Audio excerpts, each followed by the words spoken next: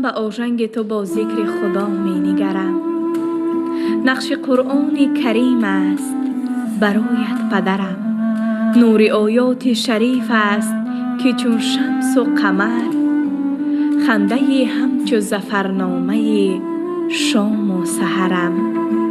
زندگی یک نفس معرفت آموز تو هست، صد جهان شکر اگر یک نظرت بهره‌ورم. شهر پیوند شد از فضل تو بس باغ دیار، به چمنزار بهشتی توی پیوندگرم. آسمان آبله دست تو را می بوسد، هرگه کف بکشایی به دعای سفرم. کاش مانند تو پیروز و توانگر باشم، به دفاع وطن و مادر و فرزند باشم. جامه بی قصبت را چو درفش کاور، به لوای وطن افراخته بالای سرم. ذره گر هنر یافته ام مال تو است، بخش از گوهر میراثی خود بر هنرم. چون مسافر که بپرسد همه جا قبله کجاست، از همه سوی جهان جانب تو سجده برم.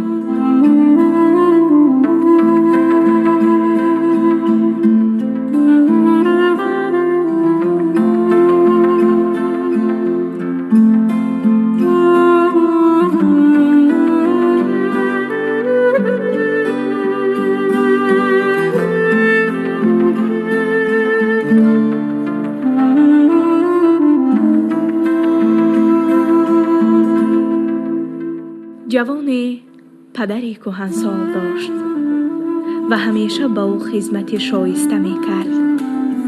سر چند وقت پدرش را به کتفش برداشته در راه می رفت که آنجا در چاه آب بود. جوان پدر را نزد چاه آورده با احتیاط به زمین گذاشت و از چاه آب گرفته به پدر تشنه‌اش داد. موی سفید آب را نوشیده از چشمانش اشک جاری شد. جوان از این حال پدر خواطر گشته پرسید: پدر جان، شما را چی بی‌ضابطه کرد؟ و یا از من خطای صادر گردید که سبب رنجش شما شد؟ چرا گریه کرده ایستاده اید؟ پدرش گفت: ای نور چشم، این اشک من اشک شادی است. من برای آن اشک می ریزم که 40 سال پیش از این در همین سن و سال تو من نیز پدر خود را به پشتاره‌ام برداشته از همین چاه آب داده او را سیراب گردانیده بودم. اگرچه از میان 40 سال گذشته باشد هم آن خدمتی که بهر دریافت رضای آفریدگار در حق پدر خود کرده بودم بیهوده نرفت و پاداش آن را امروز از تو آفریدگار بهر من نصیب گرداند.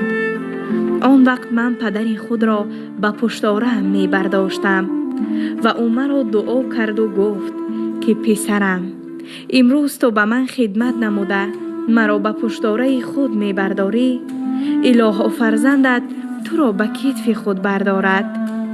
امروز دیده ایستادم که دعای پدرم به درگاه آفریدگار اجابت شده، تو مرا به کتف خود برداشته ایستاده ای. امروز باشد من تو را به عوض این خدمت شایسته دعا می کنم که فردا تو را فرزندت به کتفش نه بلکه به بالای سرش بردارد.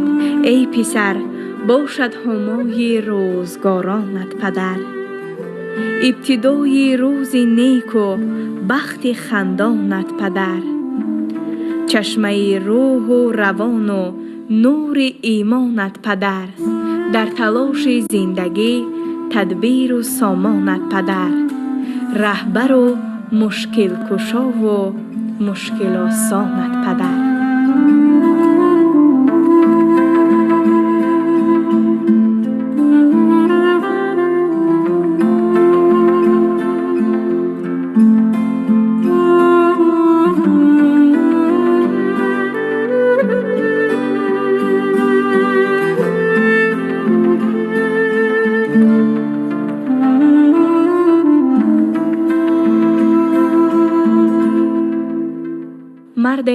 از دوستش پرسید به عیادت پدر بیمارت کی رفتی؟ دوستش گفت 2 ماه پیش. خودت میدانی نفقه هم 400 سومونی. بچه ها دیر باز از روسیه مبلغی روان نکردند.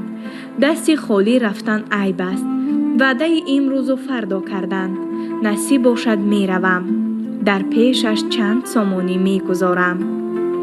دوستش گفت ای برادر، پدری 82 ساله تو محتاج پولت نیست و هیچگاه فراموش نکن که با این عملت قرض فرزندیت را ادا نمی کنی. خوب میدانی که فردا چیست سرانجام کار؟ خاکی هستی تا توانی شو حلیم و خاکسار. تو ز پند تلخ و شیرینش همیشه یاد آر.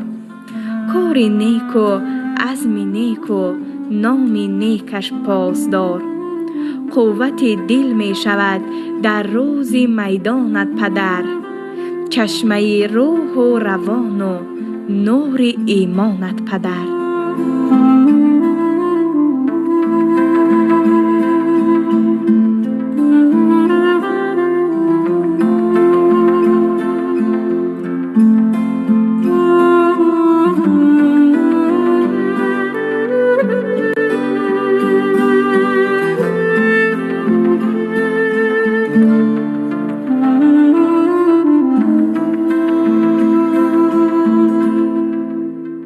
بینندگان عزیز، احترام پدر و مادر را بجا آورده آنها را تاج سر نمایید و گرامی دارید، زیرا پدر پشت و پناه و قبلگاه خاندان است.